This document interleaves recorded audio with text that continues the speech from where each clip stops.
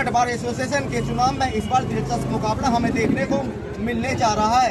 इस बार मैं आपकी मुलाकात मेरठ के एक ऐसे प्रसिद्ध वकील से करवाने जा रहा हूं जिनका नाम तो रोहतास कुमार अग्रवाल है, लेकिन उत्तर प्रदेश में ही नहीं बल्कि राष्ट्रीय स्तर तक इनकी ख्याति इतनी है कि इनके सामने बड़े बड़े दिग्गज भी पानी भरते हैं।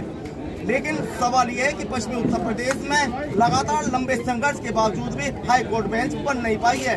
तो मेरा मेरठ बार एसोसिएशन के जो चुनाव मेरठ में हो रहे हैं, जिनका 8 तारीख को मतदान होना है, उसमें रोहतास अग्रवाल जी जो कि अध्यक्ष पद के प्रत्याशी हैं, उनसे मेरा पहला प्रश्न ये है, सर इतने लंबे संघर्ष के बावजूद पश्चिमी उत्तर प्रदेश को हाई कोर्ट बेंच मिल क्यों नहीं पा रही है? देखिए, हमारा जो काम था हमने वो किया, हमारा काम है संघर्ष जी।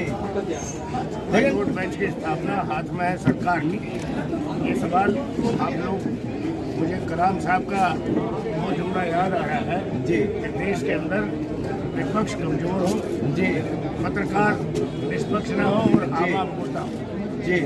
ये तीनों चीज इस वक्त वर्तमान परिवेश में आप ये सवाल जो हमसे पूछ रहे हैं, नहीं, इसके लिए दोषी कौन है सर? इसके लिए दूसरी सरकार है, इसलिए कि हमारे चुने सर अगर सरकार दोषी है, मैं पिछले कई वर्षों से राजनीति के क्षेत्र में हूँ, मैंने ये बात देखी है, जब भी आप अध्यक्ष बनते हैं तो हाई कोर्ट बेंच के लिए जो कार्यक्रम होते हैं वो ऊंचे स्तर पर हो जाते हैं, जब कोई दूसरा अध्यक्ष बनता है तो डाउन हो जाते हैं। पिछले 3-4 बार के कार्यकाल से ये देखने जा रहे हैं कि कोई बड़ा कार्यक्रम मेरठ में हो ही नहीं रहा है।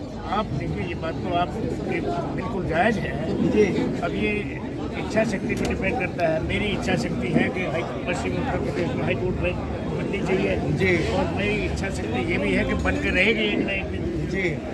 अब आप हमारे जो MLA हैं, हमारे जो MP हैं, जो हमारे चुनिंदा जो नुमाइंदे हैं जी, वो अगर पार्लियामेंट के फ्लोर पे इस सवाल को रखने में अक्षम है जी, इसका दोष अब हम पर नहीं बन सकते। हमारा काम है लड़ाई लड़ना, हम लड़ते रहे, संघर्ष करना, हम संघर्ष करते रहे और हम उसी मुद्दे पर कह रहे हैं कि इच्छा शक्ति को जागृत करने का काम हमारा है। और अब तो और उसको ठीक करे जाए कि चुनाव का सवाल है, इसमें हम अभी से अपना बीड़ा उठाएंगे अगर नहीं जाते हैं तो एकदम पहला काम हमारा ये होगा कि लार्जर 22 जिलों की मीटिंग बुला करके फिर बिगुल बजाएंगे और दिल्ली में अलग जाएंगे। सर सबसे बड़ा प्रश्न ये भी उठता है कि पश्चिमी उत्तर प्रदेश में 25 से ज़्यादा लोकसभा सदस्य हैं और 100 से ज़्यादा विधायक हैं, उसके बावजूद भी इन सांसदों और विधायकों को आप अपनी ओर जोड़ने में फेल क्यों हो रहे हैं? हम फेल नहीं हो रहे हैं, फेल वो हो रहे हैं, हम फेल नहीं हो रहे। नहीं, अगर वो आपकी तरफ नहीं आ रहे तो फेल कौन हो रहा है? नहीं, अगर हमारी तो जनता को जवाब देना चाहिए उनका कि वो क्यों नहीं हमारी बात पार्लियामेंट में खड़े होकर के सवाल उठा रहे। तो सवाल उठाना अलग चीज़ है, अगर वो सारे के सारे एकजुट होकर के बेल में खड़े हो जाए पार्लियामेंट जी, तो निश्चित तौर से वो उसकी आवाज़ प्रधानमंत्री से गूंजेगी, लेकिन उनकी कीमत है प्रधानमंत्री के सामने बोल नहीं सकते जी। हम क्या करें? कहीं ना कहीं कुछ वकील लोग भी विभिन्न पार्टियों से जुड़े हुए नहीं, हैं। ऐसा विभिन्न पार्टियों से वकील सब एक है जी, पश्चिमी उत्तर प्रदेश में हाई कोर्ट बेंच की स्थापना में कहीं कोई जुड़ाव नहीं है किसी भी ग्रुप जी, सब चाहते होनी चाहिए ये काम कैसे से हम इसमें नहीं सर प्रश्न ये भी होता है, ये मैंने एक बार जब आपने ऐतिहासिक मेरठ बंद का आंदोलन आज से कई साल पहले किया था, तो मैं भी यहाँ से कंकड़खेड़ा जब जा रहा था तो मुझे भी 2.5 घंटे कवरेज कर रहा था मैं, मुझे 2.5 घंटे लगे, मतलब पब्लिक का पूरा समर्थन था। लेकिन आज पब्लिक भी आपके वकीलों के साथ संघर्ष में दिखाई दे नहीं रही। कारण हम लोग देखें आज वही जो अभी आपने कहा जी, संघर्ष में देखें, अब आप आज़ादी की लड़ाई लड़े जी, कभी आंदोलन तेज हुआ, कभी नमक आंदोलन हुआ, कभी सत्याग्रह आंदोलन हुआ, कभी अहिंसा आंदोलन हुआ। आंदोलन को तरह तरह के रूप देते हैं, लड़ाई लड़ी, आज़ादी मिली जी, इसी तरह से पश्चिमी उत्तर प्रदेश में ये देखिए हर साल का चुनाव है जी। अब हर अध्यक्ष और हर सेक्रेटरी की इच्छा शक्ति है कितना उसको कितनी प्रबलता से लेकर है। सर अगर आप अध्यक्ष बन जाते हैं तो आपकी क्या प्राथमिकता इस विषय में होगी? नहीं, हमारी प्राथमिकता सबसे है कि प्रबलता से इस मुद्दे की लड़ाई है, इस मुद्दे को उठाएंगे जी, और इसको मैक्सिमम पुरजोर कोशिश करेंगे कि पार्लियामेंट में इसको पहुँचाएंगे जी। आवाज़ उठाएंगे।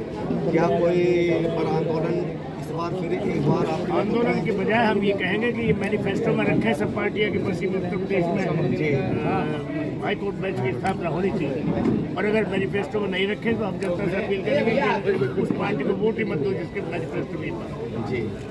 लेकिन सर बात ये भी उठती है कि ये जो सांसद और विधायक हैं, इनके घर का घेराव करिए, इनके घर के सामने या इनकी पार्टी के जो अध्यक्ष हैं मैं उनको तभी कह रहा हूँ, शायद आपको मालूम नहीं है, हमने हर काम करके देख रखा है। पार्लियामेंट का घेराव भी किया है, लठ भी खाए, चोटें भी खाई हैं हमने वहाँ जी, और गिरफ्तारियाँ भी दी है। पार्लियामेंट थाने में हम लोगों को गिरफ्तार करके बिठाया भी गया है। कोई काम बकाया नहीं छोड़ रखा है। बकाया सिर्फ ये है कि जब इनको ये लगेगा कि सरकार अगर ये मैनिफेस्टो में नहीं रखा तो हमको नुकसान होगा, तुरंत बेंच को तो हमने अपनी सोच रखा कि मैनिफेस्टो में हाईकोर्ट बेंच की स्थापना का जिस पार्टी के उसमें नहीं हुआ, हम अपील करेंगे जनता से कि जी। सर मुख्य मुकाबला इन चुनावों में आप जी मुख्य मुकाबला आपकी जीत की उम्मीद है, आप अपने प्रति कितनी रखते हैं? मैं आपका प्रश्न, ये जो चुनाव हो रहे हैं अध्यक्ष पद के लिए जिसमें आप प्रत्याशी हैं जी अपनी जीत के प्रति कितने आश्वस्त हैं? मैं 5 बार जीता हूँ, 5 बार लोगों ने विश्वास जताया है जी। और उसी विश्वास के आधार पर 36 बार 100% देंगे। ये थे रोहतास कुमार अग्रवाल जी, जो कि मेरठ के वरिष्ठ वकील ही नहीं है बल्कि बार काउंसिल उत्तर प्रदेश के भी ये चेयरमैन रह चुके हैं।